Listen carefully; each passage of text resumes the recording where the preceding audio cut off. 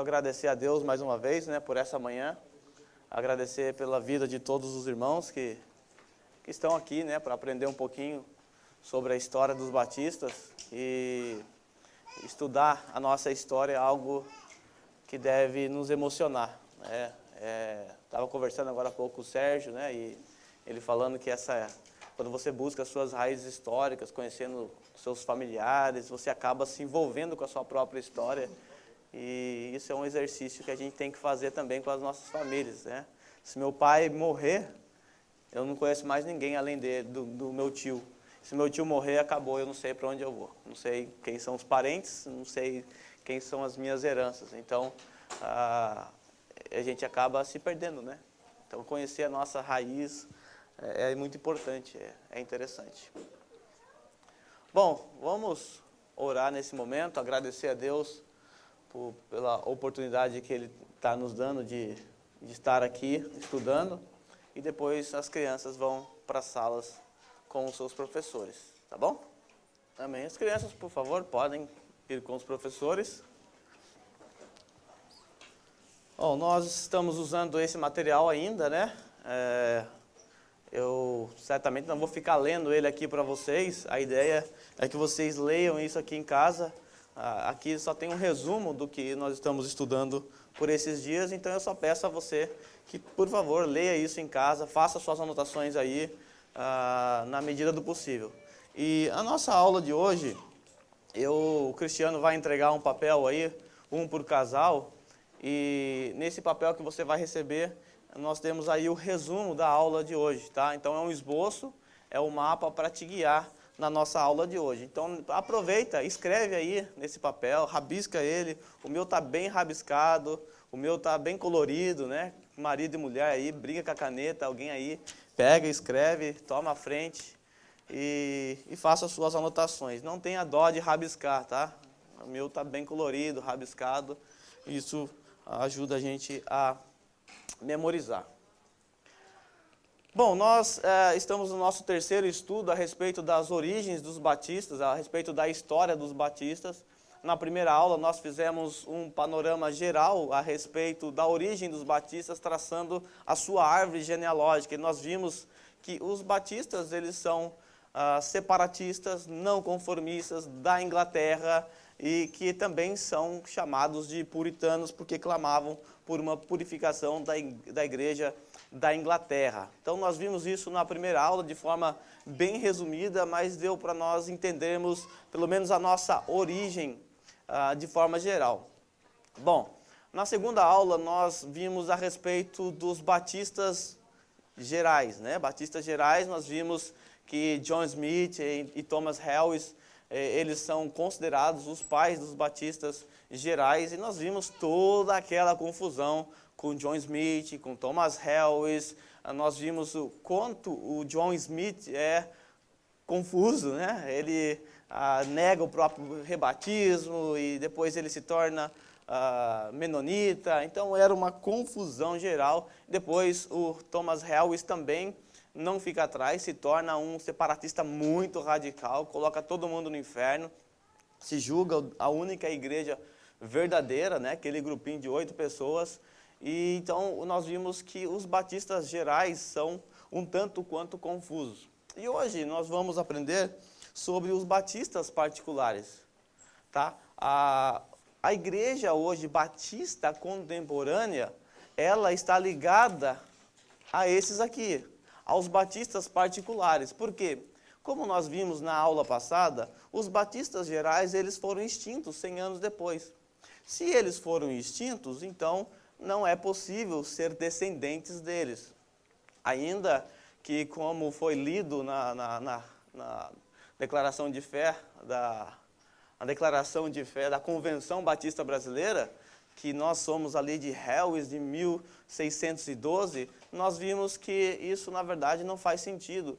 E se sobrar um pouquinho de tempo na nossa aula hoje, eu quero dar uma lida junto com vocês nessa declaração de fé da CBB, tá bom? Se sobrar tempo. Eu fui dar uma olhada lá, depois que o Carlos tinha falado aquilo lá, né, que estava escrito assim, e dei uma olhada e encontrei coisas piores lá. Então, se sobrar tempo, eu vou falar um pouquinho da Convenção Batista Brasileira para vocês, a declaração de fé, e mostrar alguns erros históricos grosseiros que estão presentes ali. Hoje, então, nós vamos falar de batistas particulares. Batistas particulares receberam esse nome por quê? Quem sabe? Isso eu falei na aula passada, quem sabe? Está relacionado à doutrina da salvação. Basicamente, está relacionado ao terceiro ponto da tulipe, que é? Olha só, todo mundo aqui é calvinista. Expiação limitada. Os batistas gerais, eles criam uma expiação geral para todos os seres humanos. E os batistas particulares, eles criam uma expiação particular. Então, por causa disso, eles receberam esse título. Vale lembrar que esses nomes batistas, batista, tanto particular quanto geral, não era dado naquele tempo.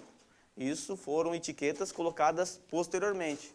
Somente em 1650 é que eles foram reconhecidos dessa forma, chamados dessa forma. Então, nós estamos falando de 1609, 1610, 1616. Então, percebe que demorou para eles serem etiquetados como batistas. Então, lá na frente, alguém olhou para o passado, aquilo lá é batista geral, aquilo lá é batista particular, porque eles creram assim, eles defenderam isso. Então, está relacionado com a sua doutrina. Mas o que eu quero que vocês pensem um pouquinho agora é num contexto histórico que permeava aqueles dias. Naqueles dias, se você bem lembrar, Jacobus Arminius havia morrido em 1610, né? Ele morre em 1610, Jacobus Arminius, e um pouco antes disso, no final do século XVI, ele havia pregado em Romanos, e quando ele chegou no capítulo 7, 8 e 9, ele se embananou todo, para variar, né, coisa de arminiano, ele se embananou todo ali, e ele começou a ter, ele era calvinista, tá? Mas ele teve umas ideias um pouco diferentes ali a respeito disso, como ele era um professor no seminário, ele começou a propagar essas ideias, e essas ideias foram levadas pelos seus alunos, e aquilo trouxe um alvoroço, sabe onde? Lá na Holanda. Lembra na aula passada que os separatistas da Inglaterra, para onde eles iam? Para a Holanda. E lá na Holanda estava acontecendo essa grande confusão, esse grande burbúrio a respeito dessa doutrina. Quando John Smith e Thomas Helwys vão para lá, eles eram calvinistas. Em 1609, quando ele publica o seu artigo de fé, os seus 20 artigos de fé, ali ele já havia mudado o seu pensamento. Para variar, né? Coisa própria dele.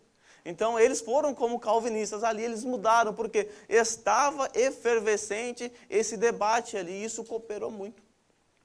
Só que isso estava trazendo muito transtorno para a igreja protestante, para os reformados. Essa doutrina estranha, esse pensamento estranho. Então, o que eles fazem? Em 1618 a 1619, nós temos o grande e famoso Sínodo de Dort. E nesse Sínodo de Dort é que foi tratado, se você quiser marcar na sua linha do tempo aí, essa data, Sínodo de Dort, tá? 1618 e 1619, foi um longo período de debate e discussão.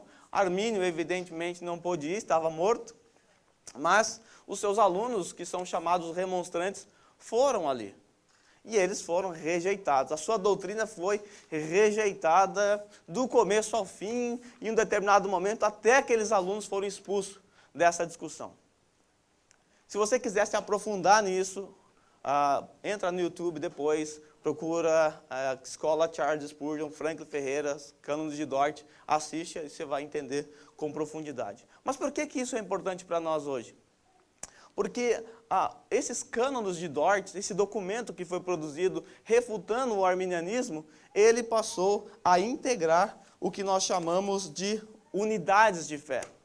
A igreja, no passado, antes disso, já havia 2 documentos que eram considerados documentos de unidade de fé, que é a Confissão Belga e o Catecismo de Heidelberg. Então, eram documentos de unificação da fé reformada. Todo reformado tem que confessar isso aqui. Todo reformado tem que subscrever esses documentos. Aí, esse Sínodo de Dort também passa a integrar. Então, hoje nós temos 3 documentos de unidade. os cânones de Dort, o Catecismo de Heidelberg e a Confissão Belga. Então, ser reformado também está incluído no seu arcabouço doutrinário, no seu arcabouço histórico, esses 3 documentos. Então, estudar esses 3 documentos é importante. Por que eu digo isso? Porque os batistas particulares, por que é importante para a nossa história? Os batistas particulares, eles caminharam em direção ao que Dort produziu. Eles defenderam exatamente o que Dort produziu, eles abraçaram esses ensinamentos. Já os batistas gerais, infelizmente, abraçaram os remonstrantes, a doutrina dos remonstrantes. Então é muito importante você entender que havia todo esse contexto, esse debate por detrás da história dos batistas. E hoje nós vamos então falar sobre a história dos batistas particulares, que começa com aí o primeiro nome que você está vendo aí no quadradinho, Henry Jacob. Henry Jacob não era batista, nunca foi batista, mas a partir daqui nós temos as raízes da denominação batista particular começando. Henry Jacob, ele era um semi-separatista, como você pode ver, por quê? Porque ele não negava a igreja. Ele não via a igreja como a besta, como alguns separatistas viam. Ele não tinha maus olhares para a igreja, ele acreditava que aquela igreja da Inglaterra era de fato a igreja. Porém, ele não se conformava a ela. Então ele criou um tipo um pouco diferente. E ele foi historicamente chamado de semi-separatista, por causa disso. Ele, em 1599, ele vai para a Holanda, devido às perseguições. Então, como ele era um semi-separatista, isso aos olhos da coroa não cheirava muito bem. Então ele é perseguido e o que ele faz? Vai para a Holanda. Todo mundo vai para a Holanda. Toda a história que você percebe, todo mundo vai para a Holanda. E lá na Holanda ele se encontra com Francis Johnson. Francis Johnson é aquele que nós vimos na semana passada. Lembra quando o John Smith e o Thomas Helwys vai lá para a Holanda? Ele vai com quem? Juntamente com John Robinson. Isso que é bom casar. Então, ele vai para lá, juntamente com John Robinson, e se encontra com Francis Johnson, que já estava lá, já havia fugido. E esse Henry Jacob também vai para a Holanda e se encontra com esse separatista chamado Francis Johnson. E em 1610, ele se encontra com John Robinson. Então, John Robinson e Francis Johnson é aquele que se reuniu junto com o Smith lá na Holanda, e depois eles acabaram se separando, né? O Smith acabou se separando, e depois do rebatismo lá, que o Smith pega a água, se automatiza, esses dois aqui foram aqueles que criticaram ele. Eles eram separatistas. Então, Henry Jacob, ele, sob influência desses separatistas, ele se torna também um separatista. Ele volta para a Inglaterra e aí ele funda uma denominação, uma igreja chamada JLJ. Nome legal para você pôr na igreja, né? Igreja Evangélica JLJ, né? Já a pessoa não chama atenção nenhuma. Na verdade, esse nome é evidente que eles não se chamavam assim. Por que esse nome? JLJ são as iniciais do sobrenome de cada um dos 3 pastores que pastorearam essa igreja ao longo do tempo. Ela foi pastoreada só por 3 pastores. Então, o primeiro aqui, Henry Jacob, então J de Jacob. O segundo, John Lathrop, L de Lathrop. E o terceiro, Henry Jesse. Então, JLJ. Só por causa disso. Então, historicamente, ficaram conhecidos dessa forma. Mas esse Henry Jacob, ele foi perseguido e preso, para variar. Naqueles dias, era crime você não se conformar, não se sujeitar ao padrão de conformidade que era imposto pela igreja da Inglaterra. Ele não se conformou, resultado, foi preso. Bom, em 1624 ele morre e assume o outro pastor aí, John Lathrop. Essa igreja, desde o Henry Jacob, era uma igreja marcada por debates teológicos. Os irmãos daquela igreja, todos eles eram ávidos por debater teologia. E me faz lembrar no tempo em que nós começamos esse trabalho aqui. Todos eram assim também, comiam teologia, era janta na teologia, era tudo teologia. E hoje vocês deram uma desanimada aí. Precisamos retomar isso aí. Mas nessa igreja o debate teológico era muito comum, frequente. E na igreja do John Lathrop, que assume o pastorado em 1624, depois da morte do Henry Jacob, não foi diferente. Essa igreja estava ávida em seus debates. Mas houve um homem chamado Samuel Eaton. Ele começou nos seus debates a propor uma ideia um pouco diferente. Ele começou a rejeitar, questionar o batismo naqueles moldes. E os moldes eram o batismo da igreja anglicana, o pedobatismo, o batismo infantil. Então ele começou a questionar não a forma do batismo, não a forma era a aspersão ou efusão, a fusão, a forma não há problema aqui para eles. Mas esse Samuel Eaton, ele começa a questionar o batismo infantil, rejeitar o batismo infantil. É evidente que não deu muito certo, então essa igreja se separa.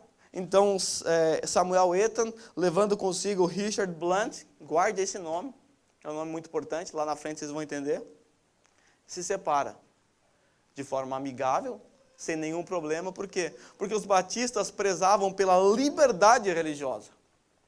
Eles lutaram por isso, eles queriam liberdade religiosa. Agora eles vão botar opressão em cima das pessoas que querem sair da igreja porque pensa diferente? Não, vá com paz. Mantinha contato, mantinha amizade.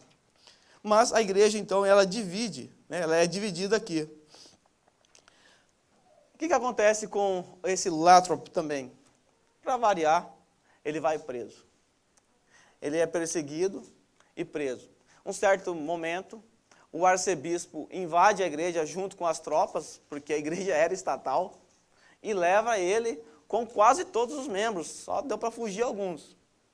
E eles vão presos. Então agora imagine a situação dessa igreja. O pastor preso e a maioria das ovelhas também. Situação difícil. Ele fica preso por 1 ano. E depois de 1 ano, depois de muita pressão que é feita em cima disso, pressão para soltá-lo, então o arcebispo determina a sua soltura, porém com uma condição, que ele vá para o Novo Mundo. Novo Mundo depois ficou conhecido como Estados Unidos da América. E ele foi. Levou consigo muitos irmãos e foi para lá. Com a sua ida, assume o 3º pastor, a letra J aí, o Henry Jesse. Ele assume o pastorado em 1637. Então já andamos bastante, de 1599 a 1637. Henry Jesse também era um pastor que acreditava no batismo infantil, evidentemente, seguia os mesmos moldes da igreja da Inglaterra naquele tempo, mas o debate naquela igreja continuou. E o debate em torno do batismo, mais uma vez, se acendeu. Mas ele não se submeteu, ele não aceitou isso, e a igreja, mais uma vez, ela racha. Houve uma divisão, mais uma divisão. Essa é uma divisão totalmente tranquila também, sem briga, sem nenhum problema. Nessa divisão, 7 ou 8 pessoas acabam saindo para um grupo menor e a igreja JLJ permanece com o Henry Jesse. Porque o batismo infantil, mais uma vez, havia sido questionado. Daí, desse cisma, dessa divisão, surge a primeira igreja batista da história. Primeira igreja batista particular, com um homem chamado John Spilberg. Esse nome é muito importante para os batistas. Então, esse é o nome que você tem que guardar, porque os batistas particulares começaram a partir de John Spilberg. O que está escrito embaixo dele aí, você risca, por favor, que está errado, tá? Está escrito aí que ele fundou uma igreja semi-separatista, tá? Isso aí está errado, não foi ele não. Pode rabiscar isso aí foi Ctrl+C, Ctrl+V do Henry Jacob lá, foi mal aí. Então você rabisca aí. 1638, John Spilberg, então, funda com aquele grupinho a primeira igreja batista de linha reformada, particular. Qual era a característica dessa igreja? Uma igreja credo-batista.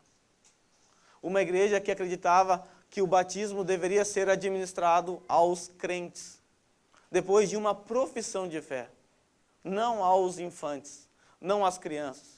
Então, essa igreja, esse grupo, nega o batismo infantil e começa esse novo grupo, que mais tarde ficou conhecido como batistas.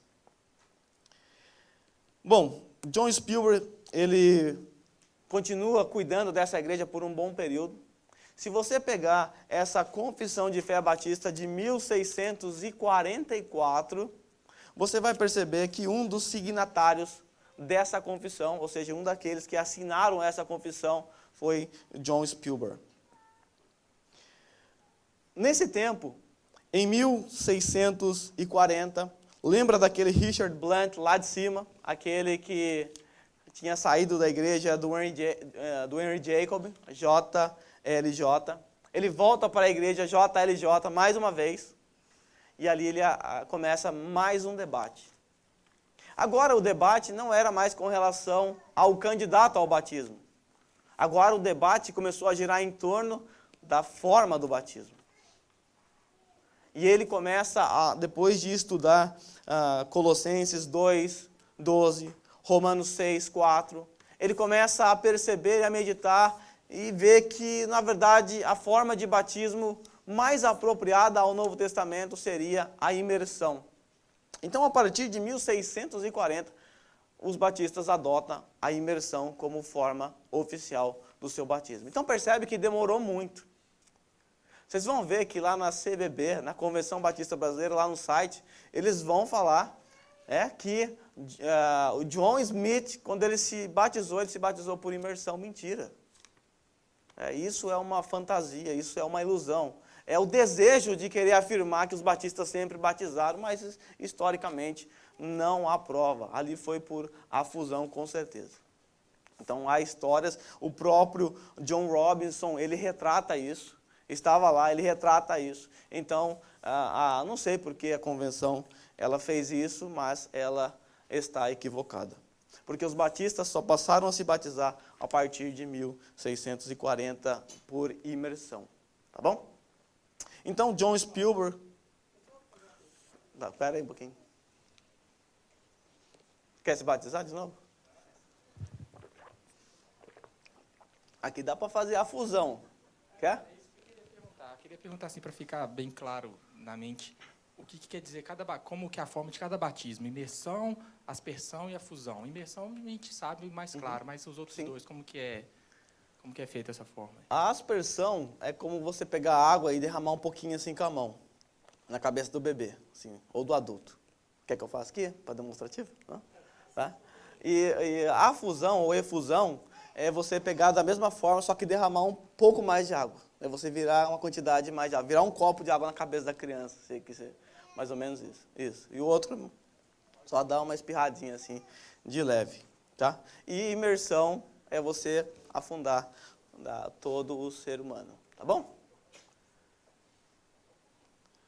Acho que 99% aqui deve ter sido batizado por imersão, né? Ou não? Alguém que foi por aspersão? Pode confessar, a gente aqui é tranquilo, não mata ninguém não. Não precisa ter medo não. Eu acho que a maioria é bem mais popular. A Rafa está com medo de levantar a mão ali. É bem mais popular nas igrejas brasileiras, tá? Bom, em 1644, nós temos a nossa primeira confissão de fé sendo escrita pelos batistas. Então, em 1640, eles adotam oficialmente o batismo por imersão. E logo em 1644, isso já vai estar constando a forma de batismo nessa primeira confissão de fé de 1644. Essa confissão de fé de 1644 é a primeira, nós vamos falar sobre ela numa aula futura, nós vamos falar sobre as duas confissões, o contexto, como ela foi escrita, por que ela foi escrita, o que é que estava acontecendo. Tá? A gente vai fazer isso numa próxima aula. Mas, em 1644, esse grupo chamado Batistas Particulares escreve a sua primeira confissão de fé. Olha a diferença desse grupo para aquele grupo do Thomas Harris, do John Smith. Aquele grupo lá foi um grupo heterogêneo, um grupo bagunçado, um grupo totalmente confuso, como vocês viram. E agora, quando nós olhamos para esse grupo, que são os batistas particulares, nós percebemos um grupo que começa de uma igreja chamada JLJ, vai se aperfeiçoando pouco a pouco, mas mantendo sempre um mesmo padrão, até ser formado a mentalidade. Então, se nós olharmos, nós temos um período de aproximadamente 40 anos para que as doutrinas batistas estivessem fundamentadas. Depois de 1640, os batistas não mexeram mais nesses pontos que foram firmados aqui. Então, até hoje, esses pontos de 1644 e depois foram reafirmados na outra confissão de fé, a confissão londrina de 1689, esses são os pontos que os batistas devem crer ainda hoje. Infelizmente, se nós olharmos para os batistas por aí, nós vamos ver que muitas igrejas batistas, de batista só tem a placa. E ainda colocam os outros enfeites lá, alguma coisa, batista, não sei das contas aí. E é só aquilo ali mesmo de batista. Não tem nada, não tem tradição, não tem nenhum relacionamento histórico com a igreja do passado. E isso é lamentável. Mas se você perceber, isso é bem profundo no Brasil. Muitas igrejas, no Japão também, né? Muitas igrejas batistas, na verdade, não são batistas. Só tem a fachada, a capa, porque não sabem absolutamente nada sobre a sua história. Esse de Richard Blunt, que começou a defender a ideia do batismo por imersão, quando ele chegou a essas conclusões, ele nunca tinha visto um batismo por imersão na vida. E o que ele fez? Ele ficou sabendo, olha onde? Lá na Holanda, de novo, havia um grupo de anabatistas, chamado Collegians, que batizava por imersão. Como Richard Blunt falava holandês fluente, ele foi enviado para a Holanda para observar, para ver de perto como é que isso era feito. Observe, não para aprender com eles, mas para observar como é que era um batismo. Nunca viu, nunca assistiu, não tinha YouTube na época para você pesquisar, não tinha forma, você tinha que ir lá e ver. E ele foi lá para a Holanda e viu, e quando ele volta da Holanda, era mais ou menos o que ele imaginava. E essa foi a forma adotada pelos batistas de lá para cá. O que aconteceu com a igreja JLJ? Sabe o que aconteceu com ela? Ela e todas as suas ramificações se tornaram igrejas batistas. Lembra daquele pastor, o último, o Henry Jesse, que não aceitou o batismo, que negou o batismo, o credobatismo, e dali houve um cisma na igreja e nasceu John Spielberg, a igreja do John Spielberg, que é a primeira igreja batista. Sabe o que aconteceu com ele?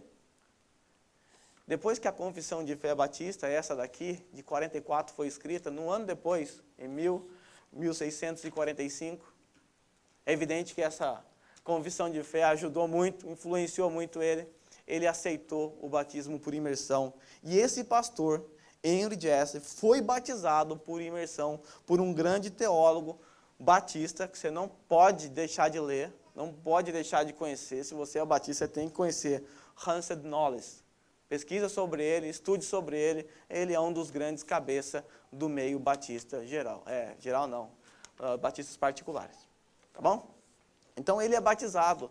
Então por isso que nós começamos a traçar a nossa história a partir do JLJ. Por quê? Porque essa igreja que começa com Henry Jacob, que não foi um batista porque morreu, não deu tempo e tal. Essa igreja que começa daqui, no final, aqueles que dividem essa igreja acabam se tornando igrejas batistas. No finalzinho você vai perceber que os dois últimos quadradinhos você tem John Spielberg, batista. Depois nós temos o Richard Blunt, batista. E logo embaixo nós temos mais 5 quadradinhos. Por que esses 5 quadradinhos? Esses 5 quadradinhos são os signatários, ou seja, aqueles que escreveram, assinaram a confissão de fé. Então, um dos que assinaram foram o John Spielberg e as outras igrejas. Então, é correto afirmar que, pelo menos em 1644, já havia 7 igrejas batistas. Então, 7 igrejas batistas, que depois, mais tarde, foram identificadas como igrejas batistas particulares. Até aqui tudo bem? Então vamos lá. O que é JLJ mesmo? O que é JLJ? Hã?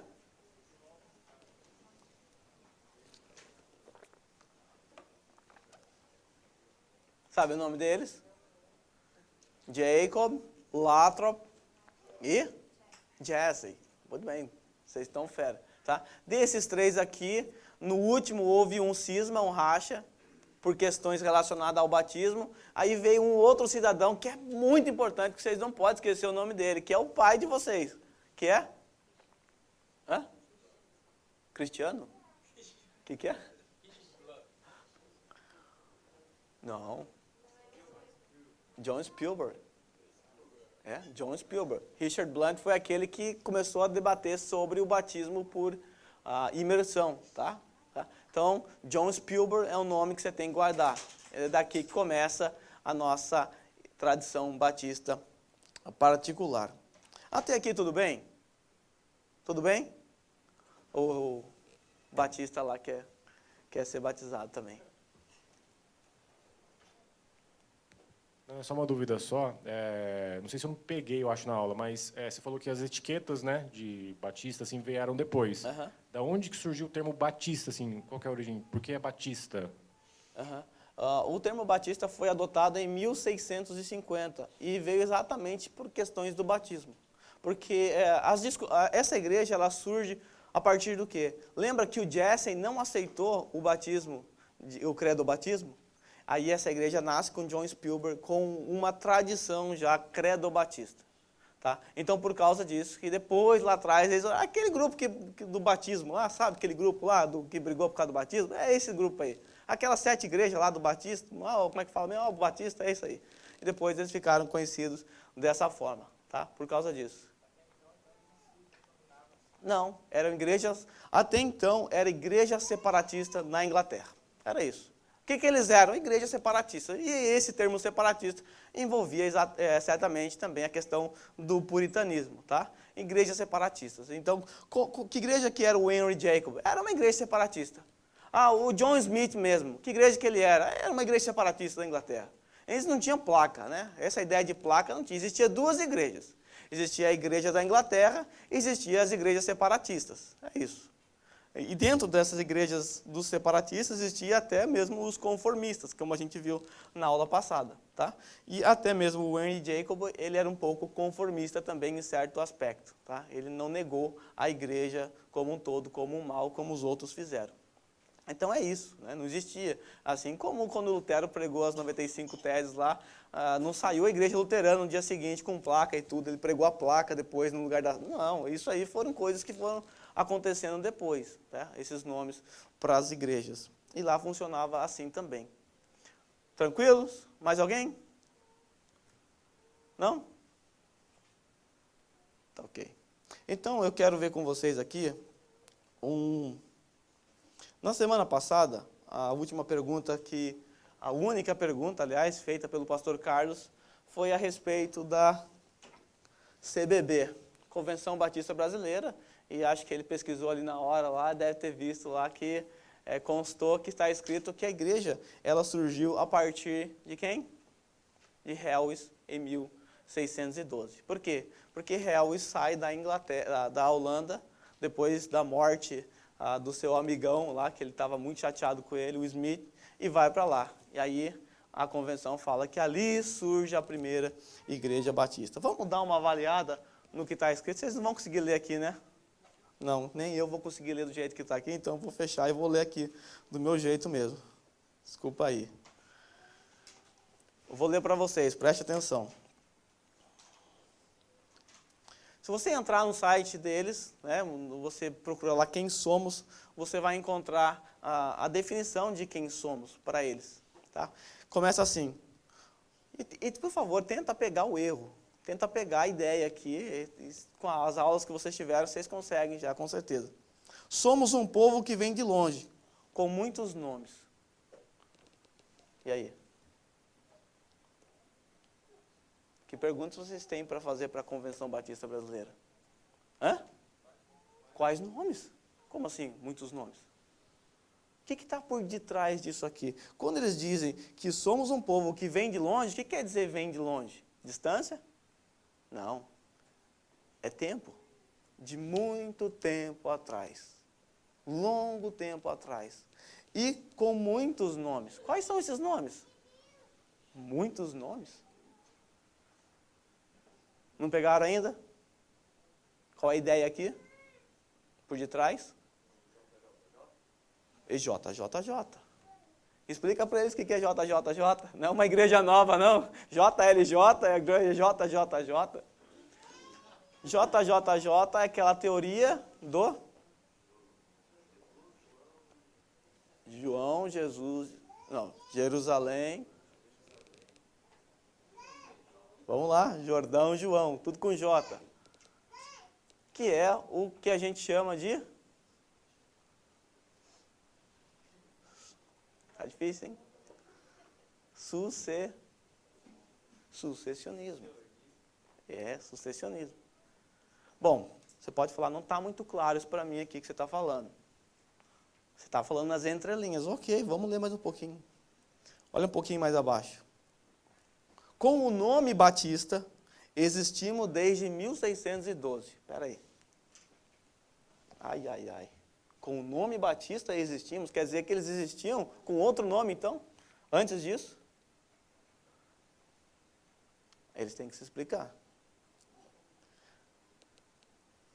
Quando você diz que com o nome Batista existimos desde, está implícito que você está afirmando que você já existia com outros nomes. Isso vai apontar para esse vem de longe, com muitos outros nomes. Porque a ideia do JJJ é que você, através da história, através do tempo, por sucessões, você foi representado por outros grupos. Montanistas, e por aí vai, valdenses. Então, essa JJJ, que é daquele livro, ficou popular no Brasil, acho que mais no Brasil do que qualquer outro lugar do mundo, aquele livro Rastro de Sangue, do J.M. Carroll, ficou muito popular, provavelmente quem escreveu isso aqui ficou apaixonado por esse livro. Mais abaixo, nessa declaração de fé deles lá, de quem somos, você vai encontrar o seguinte: finalmente, em 1608, um grupo de refugiados ingleses que foram para a Holanda em busca da liberdade religiosa, liderados por John Smith, que era um pregador, e Thomas Harris, que era um advogado. Ok, tá certo? Sem nenhum problema. Organizaram em Amsterdã, em 1609, uma igreja de doutrina batista. Como era o sonho dos dois líderes? Espera aí. A igreja já existia, então eles olharam para a igreja batista que existia antes deles e eles sonharam em fazer uma igreja dessa forma. E outra, uma igreja de doutrina batista. O que é isso aqui? Aquela igreja lá, uma igreja de doutrina batista? Aquele cara complicado que foi lá e se auto-batizou, depois negou as suas crenças, depois foi lá, desfez o grupo, levou o grupo todo lá em direção aos anabatistas, começou a negar as doutrinas principais da reforma, como depravação dos seres humanos, começou a defender pelagianismo, desembocou no unitarismo, negando a divindade de Cristo, negando a trindade. É isso aqui que é as doutrinas batistas do Thomas Harris, do Sr. Smith? Isso aqui são doutrinas batistas? Não. É apenas uma tentativa de forçar a barra, atribuindo a eles os pais dos batistas. Como nós vimos na aula passada, muitos historiadores batistas não acreditam que esse grupo deveria ser chamado de batista. Porque não tem nada de batista. A história não tem nada. Está certo que há certas semelhanças com relação ao governo de igreja, eram credobatistas, né? Há certas familiaridades, mas quando você põe na balança, você fala, que doutrina batista é essa? E esses dois aqui, lindãos, estavam com desejo de fundar uma igreja que era do sonho deles, desses dois líderes, uma igreja de doutrina batista. Muito confuso. Mais abaixo, diz o seguinte: John Smith batizou-se por imersão. E em seguida batizou os demais fundadores da igreja. De onde saiu isso aqui, meu Deus? Batizou-se por imersão? Não foi. Essa é uma tentativa apaixonada de fazer o quê? De tentar mostrar que os batistas sempre batizaram por imersão, mas a história não mostra isso. Qual é o problema? O nosso compromisso não tem que ser com a nossa visão apaixonada e romântica do que tem que ser a história. O nosso compromisso é com a história. Ainda que ela seja trágica, como no caso de Calvino aconteceu uma tragédia, Lutero também com os camponeses, é a história, nós não podemos negar. Você também não pode negar a sua história, você não pode fantasiar a sua história. Você não pode mentir em cima da sua história para você se aparentar ou se apresentar de uma forma que você nunca foi. Essa declaração da Convenção Batista, você vai perceber, por exemplo, que quando, se você ler, você vai perceber que quando ele relata esse cisma que houve entre o Harris e o Smith, você vai perceber que eles pouco mencionam ali, quase que você não entende direito os problemas que ocorreram entre esses dois. A impressão que se tem lendo é que um morreu e o outro foi para a Inglaterra porque o outro morreu. Mas não foi isso. Nós vimos que foi uma história terrível. E depois mesmo Thomas Harris, que é aquele apaixonado, que tinha o sonho de levar a doutrina batista, segundo eles, mais para frente, o que ele faz? Condena todo mundo. Manda todo mundo para o inferno. E por fim, aquele que assume depois de Harris, vai lá buscar abrigo, chorar as pitangas lá para os anabatistas. Coisa que os batistas particulares jamais fizeram. Sempre foram centrados na sua doutrina, firmes nas suas convicções. É verdade que eles foram sendo moldados, lapidados em torno de 50 a 40 anos, mas quem nunca foi moldado com o passar do tempo? Essa é a história do nascimento dos batistas. Eu poderia inventar uma história muito romântica para você e dizer o seguinte: do nada alguém leu a Bíblia e falou, hoje vou abrir a igreja batista reformada aqui na Inglaterra, e foi no cartório, abriu e já tinha 100 membros. Não é assim que as coisas funcionavam. A história foi sendo contada e sendo montada à medida em que a história foi sendo desenrolada. Lembre-se, era um período de reflexão. A reforma protestante ainda estava fresca. Foi no século anterior. Não havia a tecnologia que nós temos hoje para expandir as informações, então tudo era um pouco mais devagar e os debates estavam acontecendo. E não pense que esses foram os únicos debates. Mais para frente, mais debates aconteceram. Leia a história de Spurgeon, os debates, os sofrimentos que ele passou. Então, a igreja estava em reflexão. Não é vergonhoso para nós, como batistas, afirmar que os primeiros batistas não batizavam por imersão. Qual é o problema? Qual é o problema? Nenhum. Vale lembrar que os batistas saíram de uma igreja anglicana que batizava crianças. Qual é o problema? É a história. Eu não posso apagar isso. Eu não posso fantasiar isso. Infelizmente, a Convenção Batista, quando ela começa a escrever a sua história, ela não faz distinção entre igrejas particulares e batistas gerais, particulares e gerais. Ela faz uma misturança, que se você seguir depois, as missões, olha como nós somos missões. Começa com a origem, nossa origem. Os gerais, nossos gerais, não aparece John Spielberg aqui na história, aparece nada, não tem nada ligado com esse grupo aqui de batistas particulares. Depois você vai lendo, aparece nas missões. Quem que aparece nas missões? Só batista particular. Ué, agora vocês colocam os batistas particulares, por quê? Porque os batistas gerais foram pífios nas missões, não fizeram nada, não produziram nada. Foram um grupo complicado. Agora, na hora de colocar, vamos colocar então junto. Só batista particular. Por quê? Porque as grandes missões, os pais das missões foram os batistas. E meu horário está indo, né? Foram os batistas. Então percebe a confusão? Eu não sei por que está assim lá na Convenção Batista. Eu não sei de quem partiu essa ideia, mas é evidente que está equivocado. Historicamente, teologicamente, fruto de uma paixão, de uma intenção de querer forçar a história ao seu gosto. E a gente não pode fazer isso. Então, essa é a origem que nós traçamos dos batistas particulares, da qual todas as igrejas batistas devem a sua gratidão, porque é dali que somos filhos.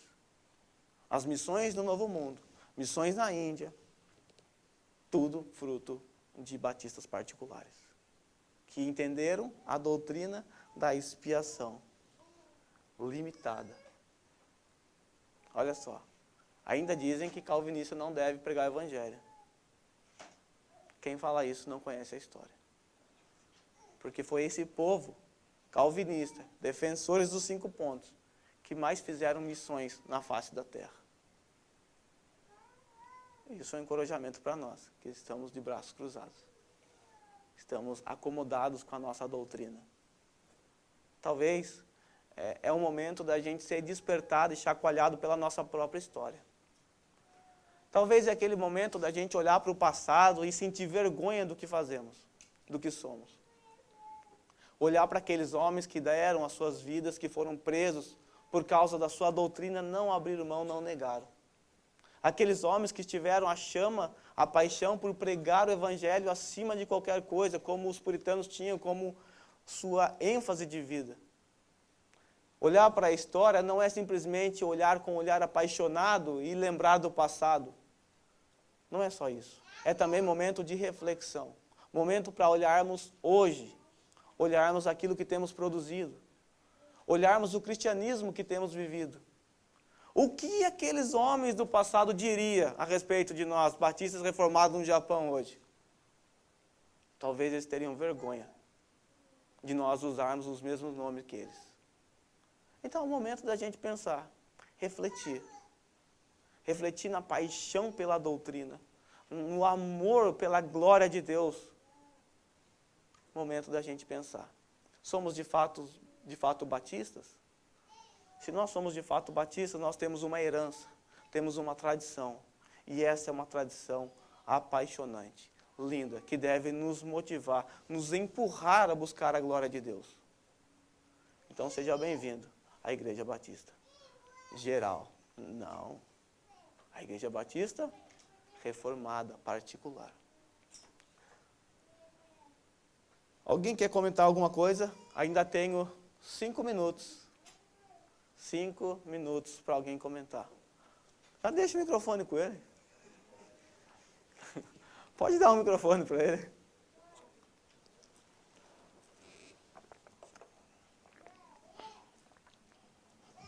Queria perguntar assim, pode-se dizer então que na história, assim, de pós-reforma, a ideia da forma do batismo, né, da discussão do batismo, gerou mais discussão e até mais divisão dentro da igreja, assim, até mesmo do que a doutrina da graça, assim, da salvação? Não. Com certeza não. Essa foi uma discussão que teve um curto período. Porque logo em seguida, esses que foram batistas, né? Você está falando entre o grupo batista, certo? Esses que foram batistas, eles já abraçaram, depois de 1644, com a confissão de fé, a primeira confissão de fé, já ficou claro escrito o que confessam os batistas a respeito disso. Então, todos aqueles que estavam dentro dessa denominação de batistas particulares, eles já subscreviam, já entendiam isso. É evidente que houve problemas com relação a outras denominações naquele tempo. Até mesmo perseguições, e isso não era algo próprio daqueles dias. Os anabatistas já sofreram muito por causa do batismo, por causa da doutrina do batismo. Houve até momentos em que pedra foi amarrada no pescoço do peão, jogava ele no mar para ele morrer afogado. É assim que você quer batizar por imersão? Então toma. Então, os batistas sofreram também. Mas esse foi um período curto em comparação com as doutrinas da graça, porque as doutrinas da graça, hoje ninguém briga mais por batismo, né? Muito pouco. Mas pela doutrina da graça, o bicho pega ainda hoje, né? Mas de uma forma geral, assim, falando até mesmo porque hoje o que a gente ouve mais falar, assim, popularmente é o nome, né? Calvinismo, calvinista e arminiano. Você falou aí no início que Armínio era calvinista.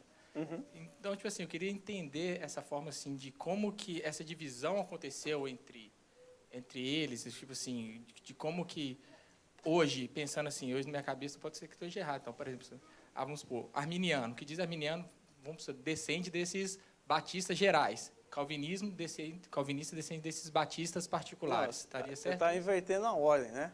Primeiro vem os remonstrantes, né? Paralelo ali, porque Armínio, ele já começa a pregar isso no final do século XVI, esses pensamentos. Os seus alunos já são contaminados com esse pensamento no final do século XVI. Os batistas começam a surgir no começo do século XVII. Então, lá na Holanda, lembra que aqueles primeiros batistas foram para a Holanda por causa da perseguição na Inglaterra, e ao ir para a Holanda eles foram contaminados com esses pensamentos. E até mesmo, não só Armínio era calvinista, mas Thomas Helwys também era, John Smith também era. Quando eles foram para lá, eles mudaram em 1609 a sua mentalidade. Então, lá nessas reflexões é que houve as mudanças. Eu diria que até mesmo a própria doutrina ensinada hoje pelos arminianos, nem Armínio ensinaria aquilo.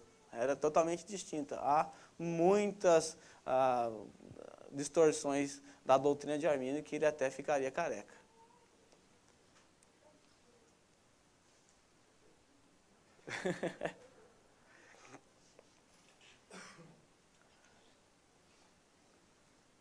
Bom, já está dando também o nosso horário. Ninguém quiser mais falar nada, não quiser chorar, aí a gente vai orar para a gente encerrar. Tá bom? Tranquilos? Tá bom. Na próxima aula a gente vai falar um pouco sobre as missões, porque depois daqui a gente vai ver já com Lathrop que ele vai para o Novo Mundo, e a gente vai ver que mais para frente os próprios batistas empurram os seus adeptos para as missões, né? Então é um fato histórico bem bonito para a gente lembrar. Então eu vou falar disso, né, como a igreja chega na América, como a igreja batista chega nos Estados Unidos, e depois dos Estados Unidos como é que vai parar lá no Brasil. E aí a gente nasce. Ok, então vamos encerrar. Se ninguém quer falar mais nada, nós vamos encerrar com uma oração e se preparar para o culto. Tudo bem?